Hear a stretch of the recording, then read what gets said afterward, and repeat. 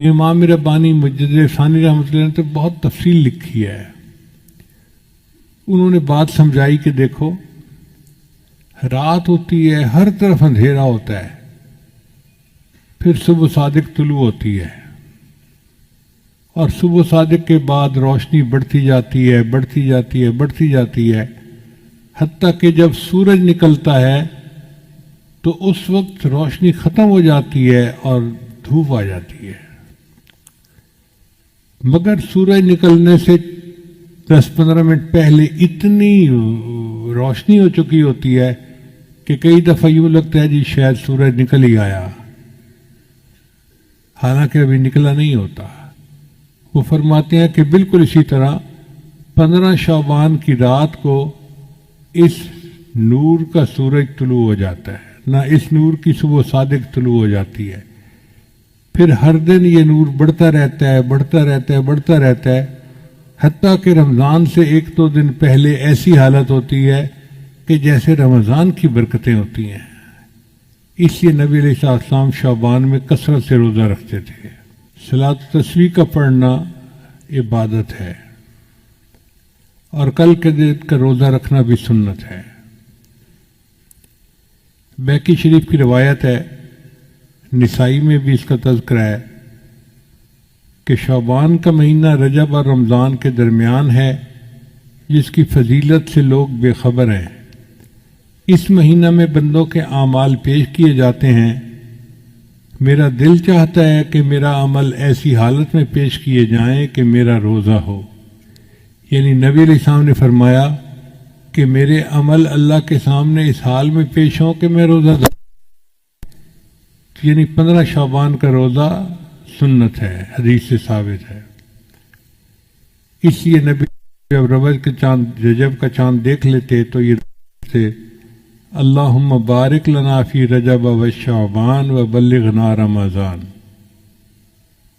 حضرت علی عنہ روایت کرتے ہیں کہ 15 شعبان کو رات کا قیام کرو، دن کو روزہ رکھو، کیونکہ اس رات میں غروب آفتاب کے بعد ہی اللہ تعالیٰ آسمان دنیا پر جلوہ افروز ہو جاتے ہیں، اور اعلان کرنے والا اعلان کرتا ہے کوئی مغفرت چاہنے والا کہ اس کی مغفرت کی جائے، ہے کوئی رزق کو طلب کرنے والا کہ اس کو رزق دوں، ہے کوئی مصیبت زدہ کہ میں اس کی مصیبت کو دور کر دوں، ہے کوئی حاجت طلب کرنے والا کہ میں اس کی حاجت روائی کروں.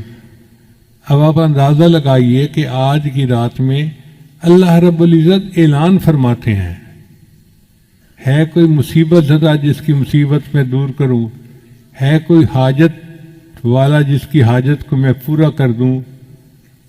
جب اللہ تعالیٰ خود پوچھ رہے ہیں تو پھر اس رات میں ہمیں اللہ کے سامنے آہوزاری کرنی چاہیے کہ اللہ ہماری مصیبتوں کو دور کر دیجئے، پریشانیوں کو دور کر دیجئے. ابن ماجہ کی روایت ہے کہ نبی علیہ السلام کے بارے میں سیدہ صدیقہ عنہا فرماتی ہیں، میں نے ایک رات نبی علیہ السلام کو بستر پر نہ پایا. بندہ سویا ہوا ہوتا ہے نا تو آنکھ کھلتی ہے، تو میں نے دیکھا کہ نبی علیہ السلام بستر پہ نہیں تھے. تو میں باہر نکلی، بھئی خیریت تو ہے پتہ کروں. وہ فرماتی ہیں میں نے دیکھا کہ نبی علیہ السلام جنت بقیع کے اندر تھے.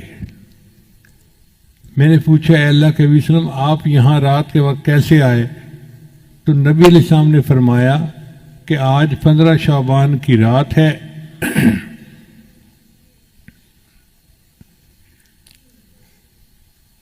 اس رات میں اللہ آسمان دنیا پر تشریف لاتے ہیں اور بنی کلب کی بکریوں کے بالوں سے زیادہ لوگوں کی مغفرت فرماتے ہیں. بنی کلب ایک قبیلہ تھا مدینہ میں جو بکریاں پالنے میں مشہور تھا، ہر گھر والوں کے پاس بکریاں ہوتی تھیں. اب آپ اندازہ لگائیں کتنی بکریاں ہوگی. اگر 200-400 بکریاں ایک گھر کے پاس ہوں تو پھر کتنے لوگ ہوں گے؟ ہزاروں بکریاں. بعض حدیث میں آتا ہے کہ قبیلے کے پاس اتنی بکریاں تھیں کہ جب سب بکریاں نکالتے تھے تو 2 پہاڑوں کے درمیان کی پوری وادی بکری بھر جاتی تھی. اب 2 پہاڑوں کے درمیان وادی بکریوں سے بھر جاتی تھی تو کتنی تعداد ہوگی. پھر بکری کے جسم پہ کتنے بال ہوتے ہیں اس پر بھی غور کریں. ہمیں تو اندازہ نہیں ہے. ہمارے ایک دوست تھے ماشاءاللہ، وہ فارغ البال گنجے تھے. میں ان کو پیار سے فارغ البال ہی کہتا تھا. ایک دن میں گیا تو اس نے نا ایک لٹ جو ہے نا بالوں کی یوں لگائی ہوئی. تو میں نے پوچھا کہ بھائی آپ نے یہ بال کیسے لگوائے؟ کہتے حضرت ٹرانسپلانٹ کروائے ہیں. میں نے کہا ٹرانسپلانٹ کروانے تھے تو سارے کروا لیتے. کہنے لگا حضرت ایک بال کے بدلے انہوں نے $1 لیا ہے اور میں نے $10,000 پے کر کے یہ بال لگوائے ہیں. اور 10,000 بالوں کی جو لٹ تھی وہ چھوٹی سی تھی ایسے. تو میں سوچ میں پڑ گیا کہ اگر یہ بال 10,000 ہیں تو پورے سر پہ تو پھر لاکھوں بال ہوں گے. اب اگر انسان کے سر پر لاکھوں بال ہوتے ہیں تو بکری کے جسم پہ کتنے بال ہوں گے بھائی؟ اندازہ لگائیں. اگر ایک بکری کے جسم پر لاکھوں بال ہوتے ہیں تو بنی کلب کی پوری بکریوں کے جسم پہ کتنے بال ہوں گے؟ اتنے بندے اللہ آج کی رات میں جہنم سے بری فرما دیتے ہیں. اس لیے یہ بہت بڑی خوشخبری کی بات ہے. بہقی شریف کی روایت ہے کہ اس رات میں وہ سب بنی آدم لکھ لیے جاتے ہیں جو اس سال مریں گے اور جو بچے اس سال پیدا ہوں گے. اس رات بندوں کے اعمال اٹھائے جاتے ہیں اور اسی میں ان کے رزق نازل ہوتے ہیں. اب جو بے اولاد لوگ ہیں وہ آج کی رات میں اللہ سے دعا مانگے کہ اللہ ہمیں اولاد والی نعمت عطا فرما، چونکہ فیصلے آج کی رات ہونے ہیں. جب افسر کی قلم چل رہی ہو فیصلے کی تو اس وقت فیصلہ لکھوانا اپنی مرضی کا آسان ہوتا ہے.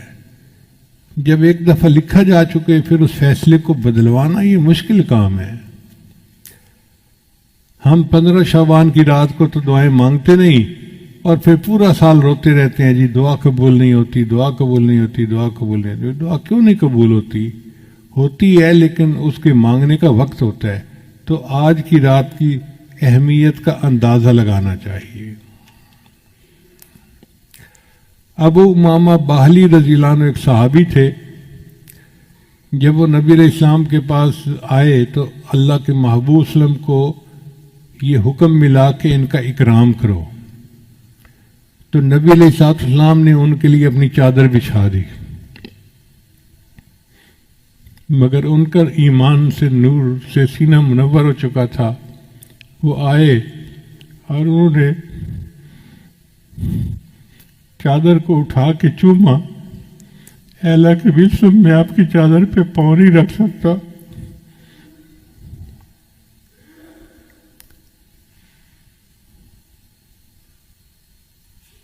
وہ روایت کرتے ہیں کہ نبی علیہ السلام نے ارشاد فرمایا من صام یوم من شعبان، جس نے شعبان کے دن کا روزہ رکھا یعنی 15 شعبان مراد ہے، فتحت لہ ابواب الجنان، اللہ اس کے لیے جنت کے دروازے کھول دیتے ہیں. وغلقت علیہ ابواب النیران، اور اس پر جہنم کے دروازوں کو بند کر دیتے ہیں.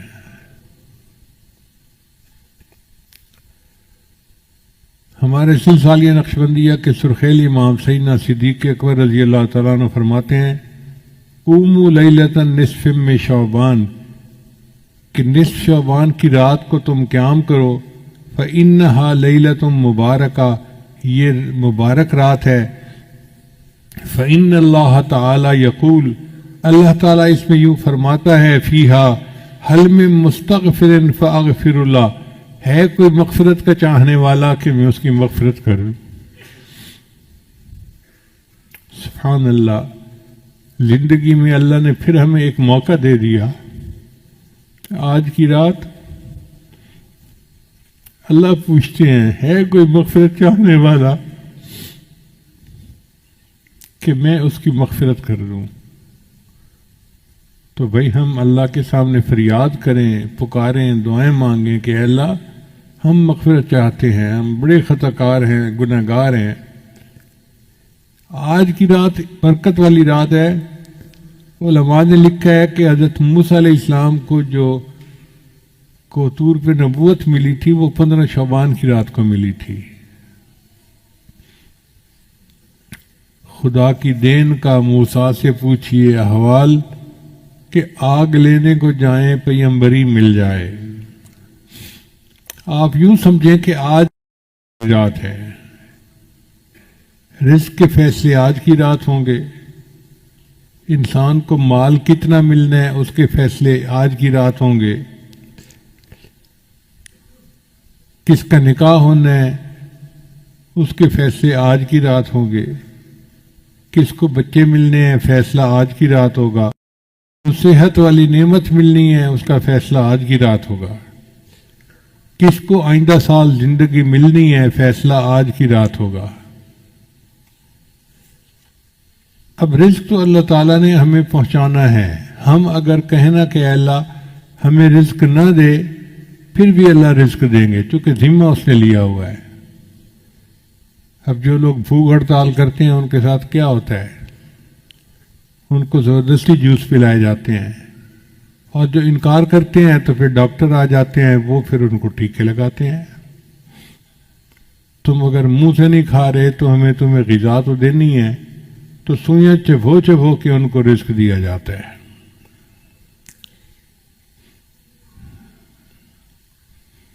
ہماری مرادیں پوری ہو سکتی ہیں، بہت آسان طریقہ ہے کہ ہم اللہ کی مان کر چلیں۔ ایک اصول یاد رکھیں کہ ایک ہے ایمانی زندگی اور ایک ہے نفسانی زندگی۔ ایمانی زندگی گزاریں گے تو ہم امام عالم بنیں گے، اور نفسانی زندگی گزاریں گے تو ہم غلام عالم بنیں گے۔ آج کل کے حالات پہ نظر کر لیجئے، آج کل جتنے مسلمان ہیں سب غلام عالم بنے ہوئے ہیں۔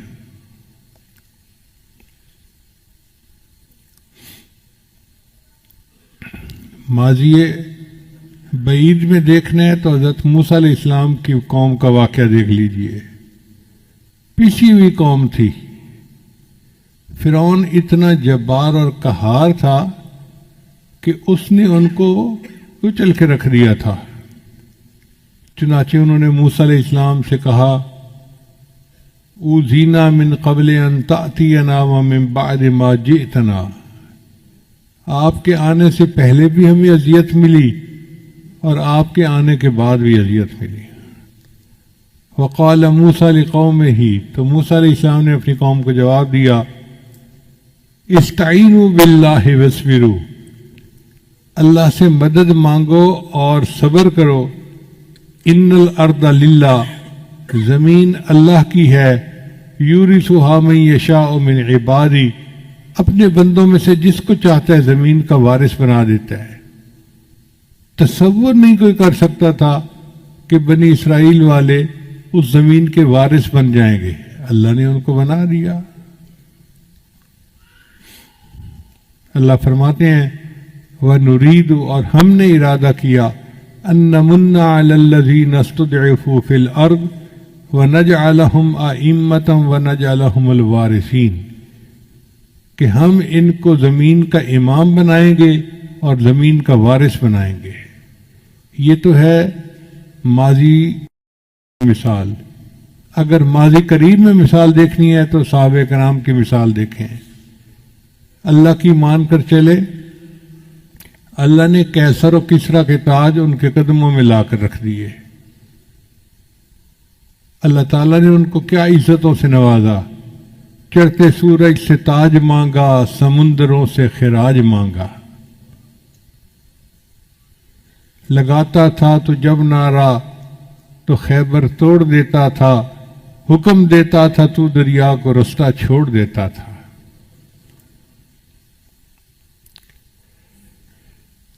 نبی آتے رہے، امام آئے، وہ دنیا میں خدا کا آخری لے کر پیام آئے۔ جھکانے آئے بندوں کی جبیں اللہ کے در پر، سکھانے آدمی کو آدمی کا احترام آئے۔ وہ آئے جب تو عظمت بڑھ گئی دنیا میں انسان کی، وہ آئے جب تو انسان کو فرشتوں کے سلام آئے۔